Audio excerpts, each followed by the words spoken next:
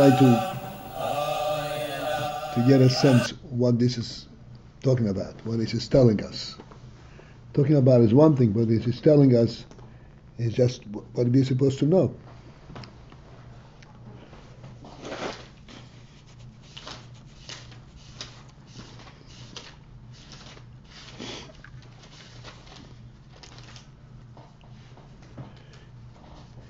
Again, I'd like to start from the parentheses.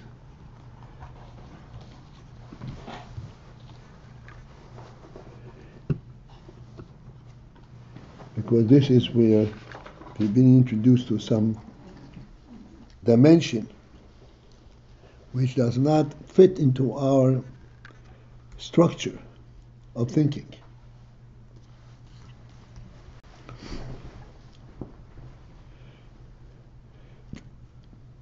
The line begins with the word mayhem, just above the line that starts with K'mesha is boyer. Tes. And the parenthesis starts saying like this. 10 lines from the bottom. 10 lines, thank you. Okay, just prior to that, we finished saying,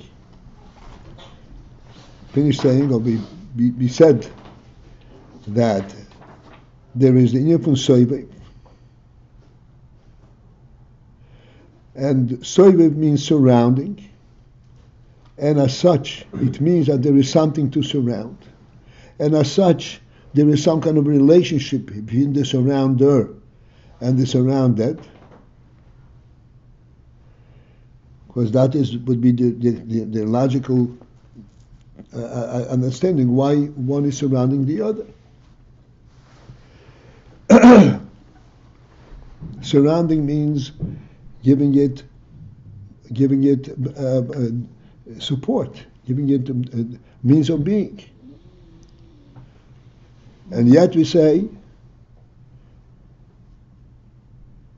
that the Oyer Hisoif, the surrounding as a level, is aloof, is not relating, is above this whole thing that it's surrounding. Excuse me.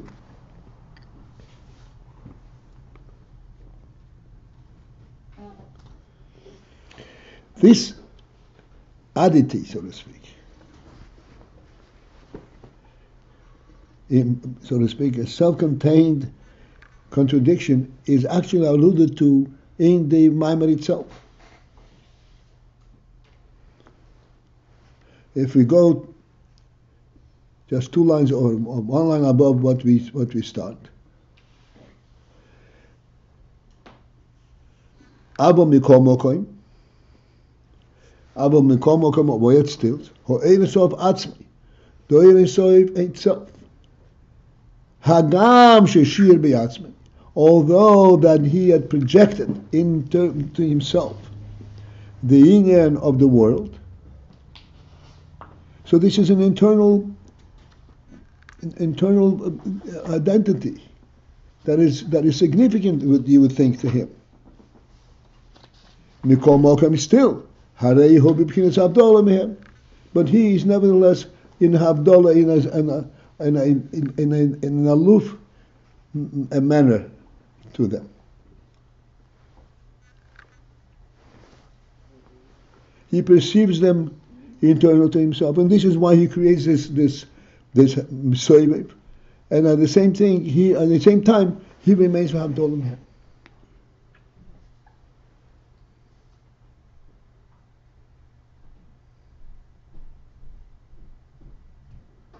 In other words, the difficulty in this whole presentation is alluded to straight in the Maimar itself. The Rebbe says, I'm going to tell you something that is self-contradictory.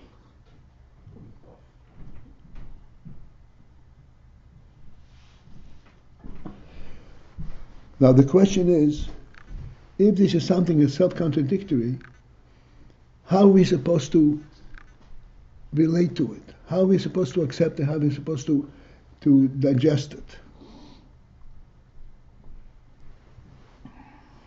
And the answer is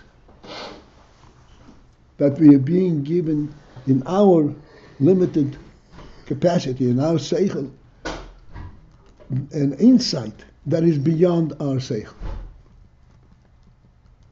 If it is beyond our sechel, so why are we giving it to us? Giving you?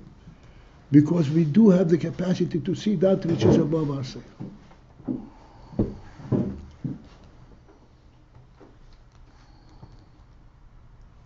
This we discussed already many times, particularly on a smaller scale.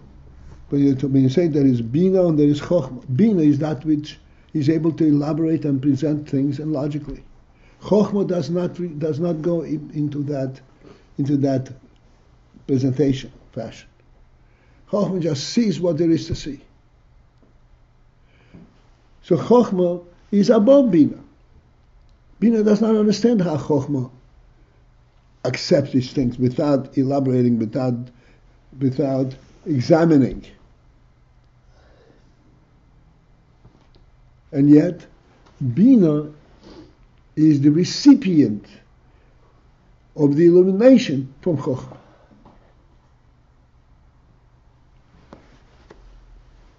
The very foundation of binah is in chochmah. What does that mean? I would say chochmah and binah. Chochmah creates binah. Okay, let's get into this one. The very foundation of binah is in chochmah. Even though chochmah does not explain itself like binah requires.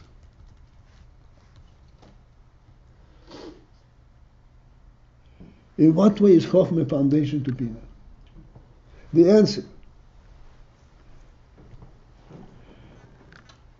Please, let's get into this and try and understand this is not really beyond our thinking process.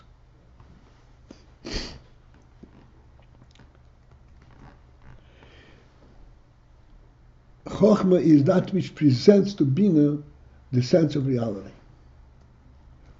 What would be the means? How would binah perceive reality without the presentation of chochmah?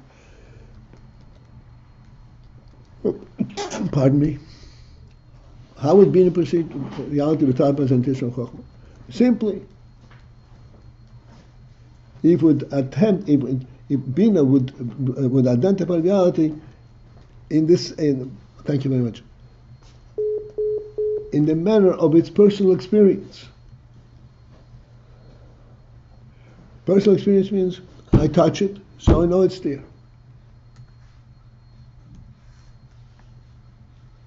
This is the world approach to reality.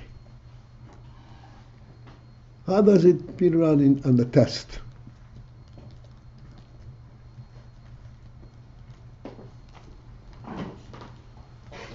This is the basis of reality, of existence, on a binah, if it were exclusively from binah. But then comes chochmah. And chochmah presents to binah a reality that is beyond testing, beyond experience. It's called sight. Sight is not an experienced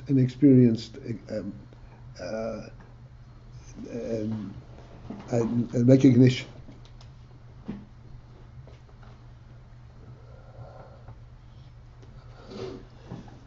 I don't have to elaborate on it. I think it's something we all recognize this. So here we have,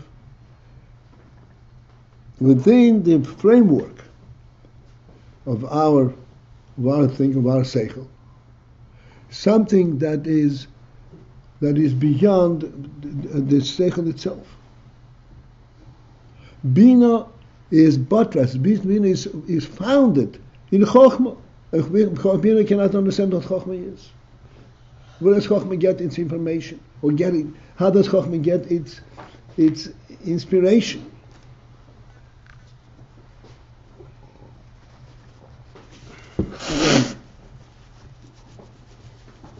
It's not affected by what it sees. How does it then recognize it as a reality? This is nothing new. We discussed this many times. So we already have within our normal experience, our normal thinking process, the recognition that there is a knowledge, a foundation of knowledge that is beyond, within our own thinking, but that is beyond our experience.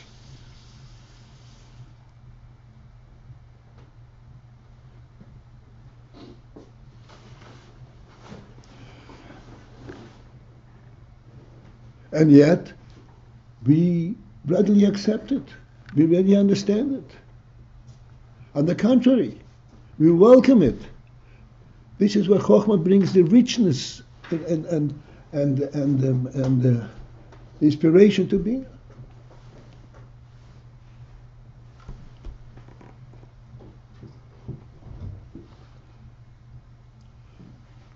So that in binah, when you start examining things within a certain framework in the world, yes, you're within the same framework, but it's not limited to that framework.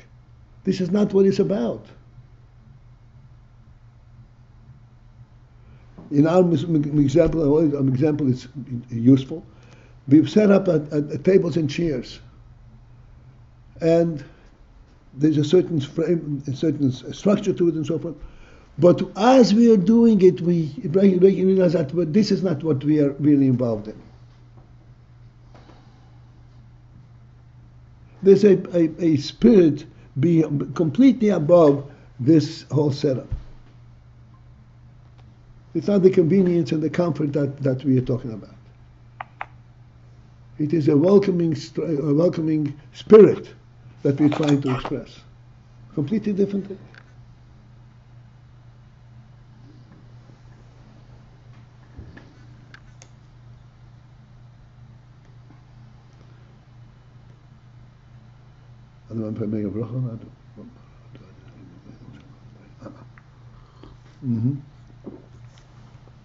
Therefore, we already, right at the onset of our intelligence, we have the recognition that intelligence, real intelligence, is founded, is based, is rooted in that which is higher than intelligence. It is with this introduction and it is with this capacity that we are being explained things that are seemingly, and we're saying to PALTIEL, this is self-contradictory, but I'd like you to focus and you'll be able to relate to it. Because the basis of your sechel is way above that which is structured logically. Your sechel relates to something of a divine type of reality. Like the Rambam begins his whole sefer. He said the foundation of all things, the foundation of all wisdom is to know that there's a first being. Now, what brought you to know this first being? And he says to know. To know means not just imagine, but to know, really to know it. To know it means to set your whole thinking process, to base your life upon this knowledge. This is the first piece of knowledge. To know that there's a first being, which means to know that there's a first being is not only within capacity, but it's the basis of our thinking process. The basis of our sense of reality. Not from our experience, from touch and result, but some kind of a knowledge that we have. This knowledge is a gift from the source of knowledge. When the REBBE created a human being, he made him an intelligent human being. Intelligent means he gave in him the sense of what reality is. He begins to know the reality from the reality perspective rather than from his worldly experience.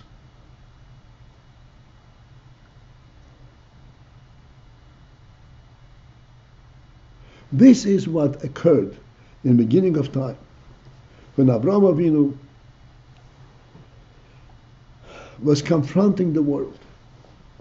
The world argued that we only know that which we experienced, experimented with.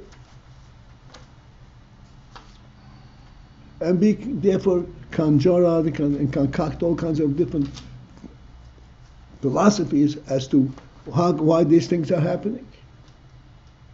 It's all within the capacity of the world. Came Avraham Avinu and said, you're making a big mistake. This is not the basis of existence. This is not the basis of what you're supposed to know, what you're here for. You're here to know that which is above world. How can you know that? You could know.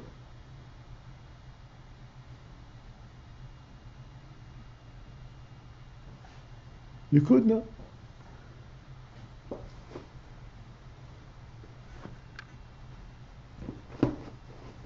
This is, in fact, your primary sense of reality, of knowledge, that the first being.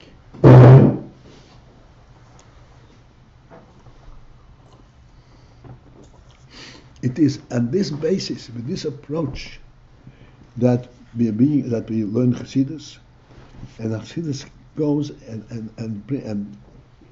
and presents to us concepts that are illogical. And it says, yes, this is what I'd like you to relate to. I'd like you to recognize the truth of these principles. Not via a logical process, but via your ability of insight, a recognition from your own neshama that yes, that is in fact it.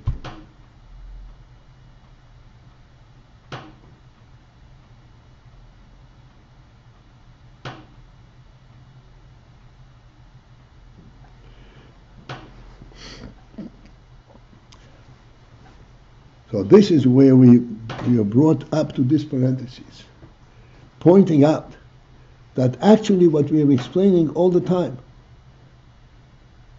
is carrying something beyond the normal logical process. Like the last line, he projected it, and he identified it, and yet he remains aloof. He remains above. Why did he project it? We don't know. If he's above it, it doesn't bother him, so why is he projecting it?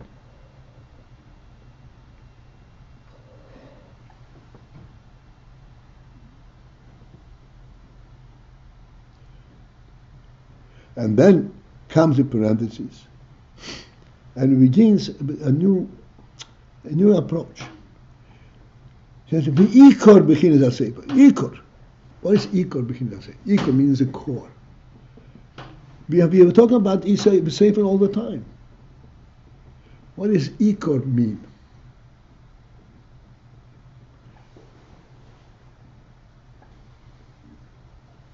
The whole time we were talking about sefer, something that has a function, a functional sefer. There is a world which needs to be supported,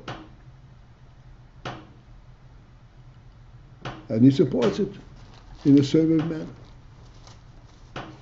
Ikar b'chinas hasefer means the core of it, not from a practical requirement. But he's not needed to support anything. That's what ikar. Ikar means the principle.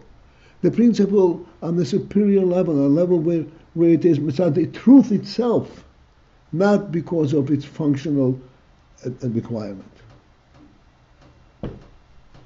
This is called ikar. Where is there such a thing as an ikor, such an ikor, such a reality? That is only in the divine truth. Just as the divine itself, the Rambam says, as a first being,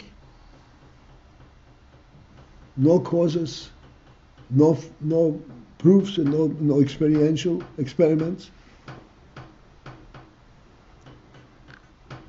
Similarly, the ikor means what is the principle within the reality of this first being.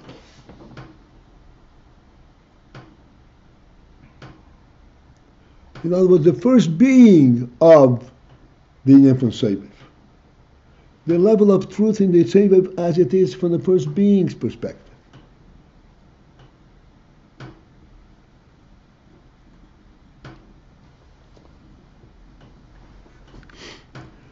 This Seviv is not the result of a requirement. There's nothing to be Seviv. This Seviv is projected just as the first being projects a world, he projects the infinite Seviv.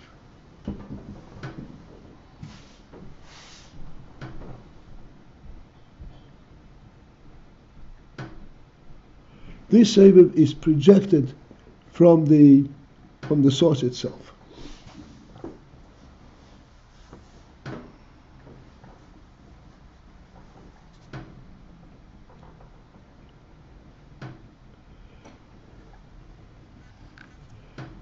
And as the Rebbe explains at the end of that line, V'hu b'bchinas hiserus kloli, and it is in the manner of hiserus kloli, a general hiserus. What means a general hiserus? A general interest, a general inclination towards support of world. But there's no world.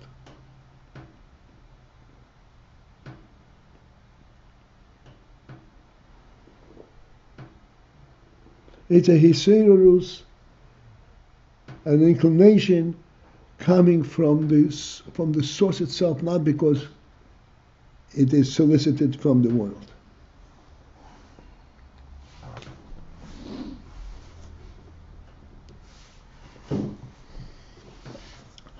This is called ikor, the principle. Why is it called ikor? Because when the Seviv is the result of a functional need, it is not the truth of Seviv. It is a Seviv created by need.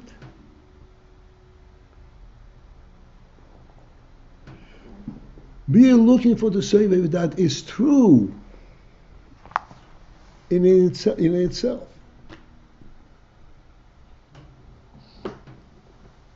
Just as the first being is true in itself. The Seviv carries that type of truth with it.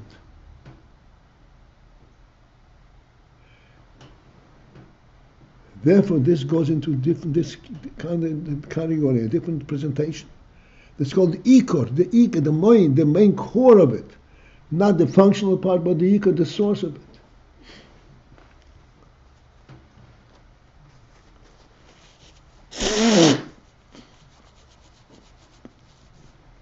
The Seviv, despite the fact that the word Seviv has a functional implication, the Seviv is not a functional entity per se. Seviv is a super entity.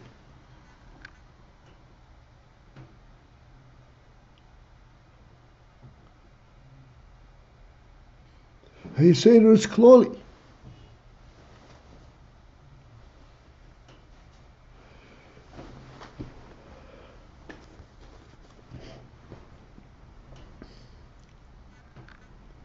And that Seviv is before there is Aliyah Zorotza, before there's a need for Seviv, before Seviv acquires its practical definition.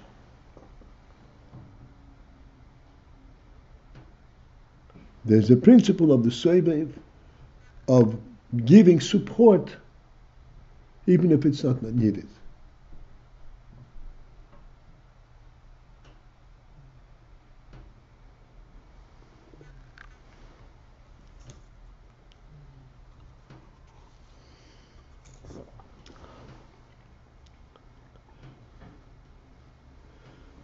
This principle, this inyan, this is a super divine inyan, but the REBBE created the world. He created the world, giving the world divine qualities.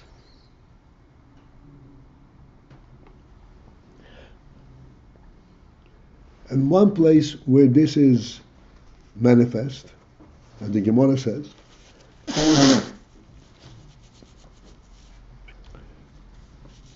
and we touched upon this in the interchange on the WhatsApp.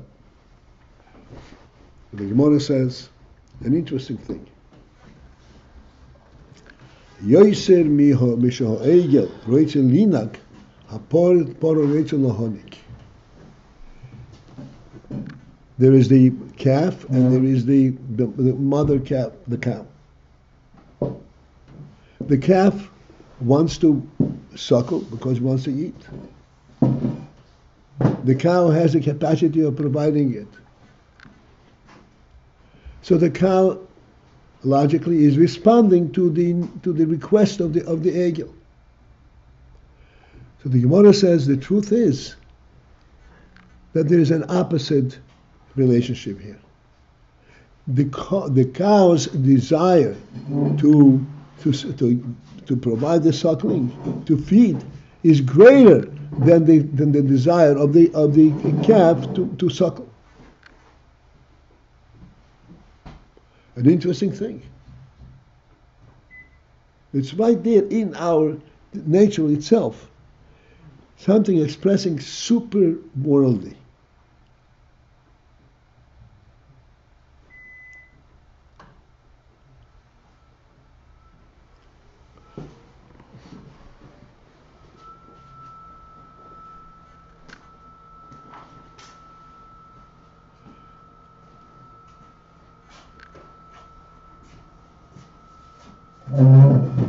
So this is within nature itself. Clearly the cow does not understand and recognize the phenomenal supreme principle that is expressed therein. But this is what the human being is able to discern and see, hey, this is phenomenal. This is attesting to the fact that this world is not a natural development, an evolved thing. It's a real creation with a divine spirit in it.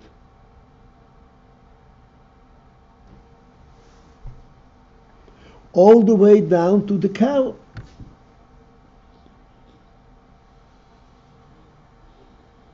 It reflects itself everywhere in the world.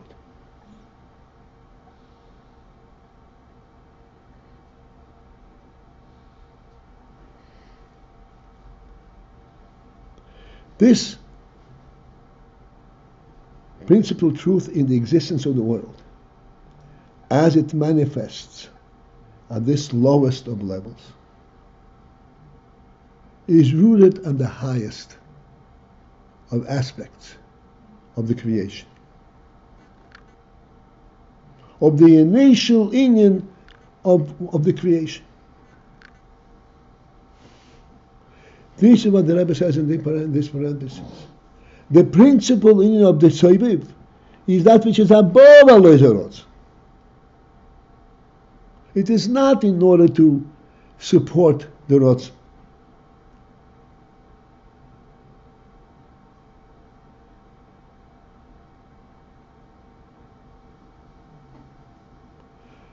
It's a super divine level reality.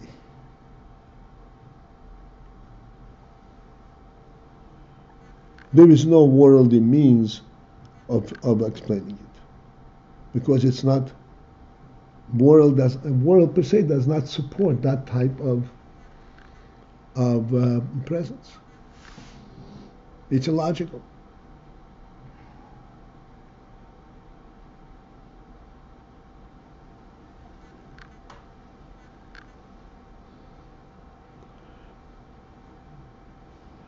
And it goes into the category of what the Rebbe says at the end of that line. Bibchinas Yiseirus Klolis, Yiseirus Kloli, And that commission is well, that is still due to be explained. What is Yisoros Kloli? But clearly what this is saying is that this is Yisoros that is contained within the source, within the Soiba, within the Creator himself, not as a response to the created.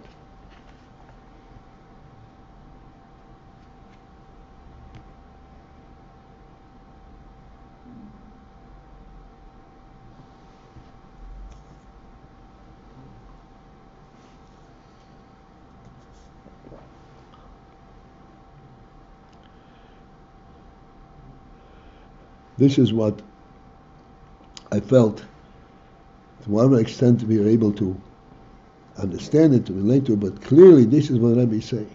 And this is the Ike B'chin HaSeiba. This is the core, this is Ike. Ike means this is Seiba at its truth, rather than at its functional level.